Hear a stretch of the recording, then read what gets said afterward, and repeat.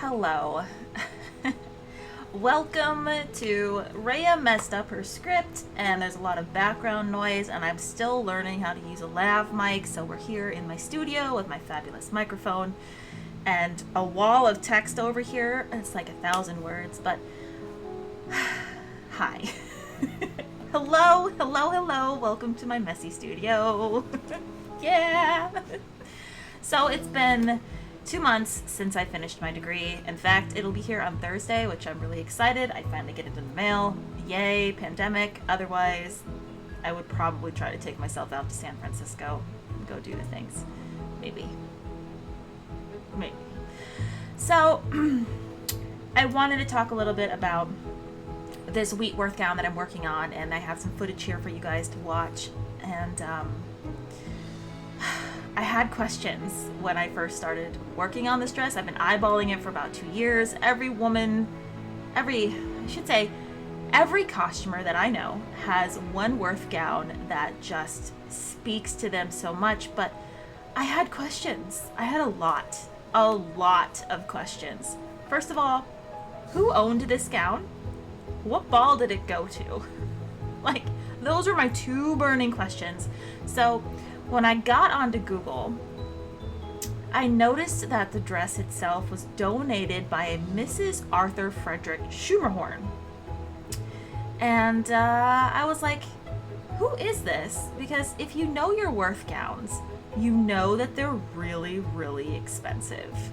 So in today's money, a Worth gown probably, well, I should say, in yesteryear's money, a Worth gown was worth $10,000. Now, in the Gilded Age or the Golden Age of New York society, there was the haves and the have-nots. So there were these people, these new money families, making money hand over fist, and they could spend money like it was nobody's business. So there was one woman who decided to have a birthday party for her dog, and her dog showed up in a $15,000 diamond collar, and then she turned around and spent $50,000 for it to have dinner. That is obscene amount of money. And so Worth gowns went up for about $10,000 each. So in today's money, if you sort of calculate inflation, and the Google says that inflation from 1910 to today would be about $28.60 for $1 spent. That means a Worth gown could potentially go for $286,000 brand new from the House of Worth. And the wheat gown was made by Jean Philippe Worth. I'm not, if I am mispronouncing that, please by all means go ahead and tell me that I am. and same with Schumerhorn. It could be Schumerhorn, but a little bit about Arthur Frederick Schumerhorn is that he was in the National Guard for New York. He said he fought in the Spanish-American War. I'm looking at my notes over here. That's why I keep looking off to my right. He was the co-founder of the Army and Navy Club in New York, and he had 2 wives. The first one was Frances. She died between 1914 and 1916. It's debatable. I can't really dig into too much without, reactivating my Ancestry.com because I was curious. And her surname was Levick, and his second wife, her name was Harriet, and both women come from money. And we're talking old money. We have to be very specific about old money versus new money. So new money would be like the Vanderbilts as an example, and old money would be Astors as an example. And I know you all have heard of Astors if you have obsessively watched Titanic, like I did when I was 13 years old, dating myself.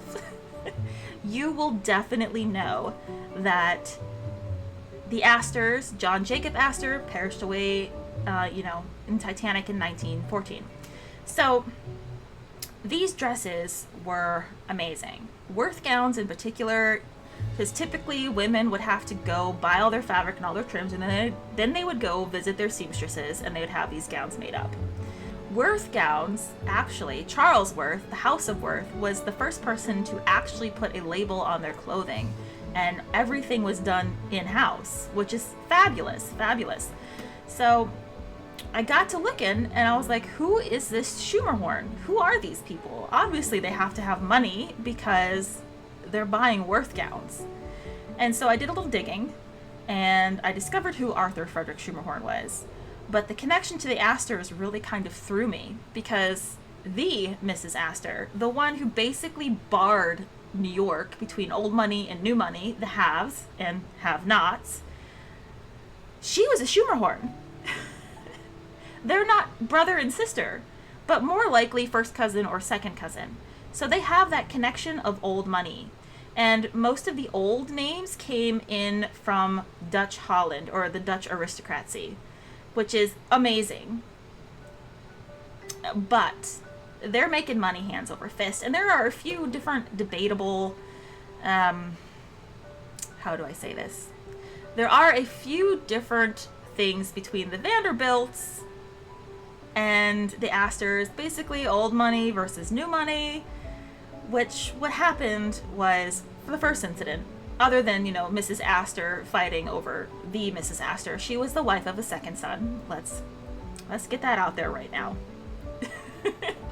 And the first thing that happened between the Vanderbilts, or I should say the old money and the new money, is that the new money wanted box seats at the opera.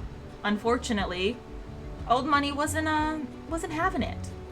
And so what did the new money do? They turned around and they built what we have now as the Metropolitan Opera House. That's new. And so old money had to go because the old opera house was kind of like, hey, look, we're not going to be doing operas anymore. And so the old money had to go to the new opera house with, their hat in their hand and go, we would like to get some boxes. And that's how that happened.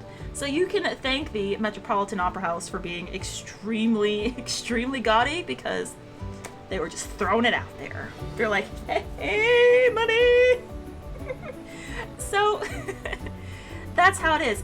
And the other time is that when Mrs. Vanderbilt was deciding to throw a big ball, one of Mrs. Astor's daughters wanted to go, but she didn't receive an invitation simply because there was no introduction between the Mrs. Astor and the Mrs. Vanderbilt.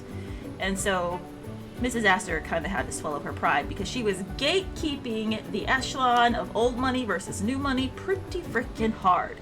And so it's likely that one of the women, either Frances or Harriet, had a Worth gown, and it's possible that they went to one of these balls. Now, Mrs. Astor threw an annual January ball, and Mrs. Vanderbilt did like these great costume balls, and I could go on and on and on about how they hated the word luxury, the old money did, because America used to stand for hard working and not flaunting your wealth.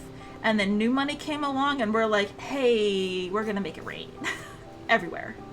And so I'm making a Worth gown because I want to. And I sort of feel like I've bitten off more than I can chew. I'm starting with the skirt first and not the corset. The corset is in a pattern piece behind me because I've never made an Espend corset before, and so I'm giving Truly Victorian a go. And I do have to finish this thing over here. It's an unfinished project that I need to finish. I've never made an 18th century sackback dress. Oh boy. I have a lot of unfinished projects going on.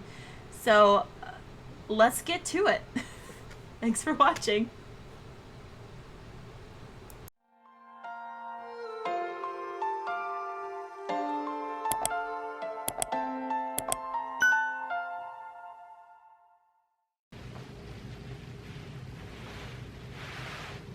Nope. Has to be.